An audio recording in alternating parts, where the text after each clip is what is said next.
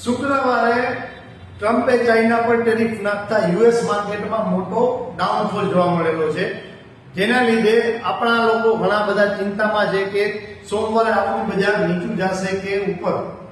હવે આપણો વેપાર જ છે ને એ ન્યૂઝનો છે. આવા ન્યૂઝ આવતા જ રહેવાના છે માર્કેટમાં.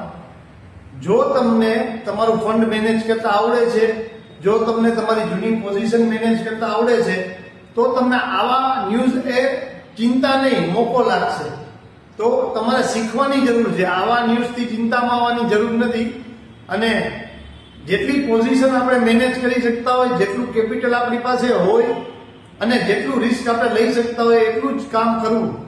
ખોટો રાતોરાત કરોડપતિ થવાના સપના સ્ટોક માર્કેટમાં છોડી દો અને શીખો. અને જો શીખવું જ છે તો નીચે આપેલા નંબર પર કોલ કરો, અમારી ચેનલ ફોલો કરો, સબસ્ક્રાઇબ કરો. Thank you.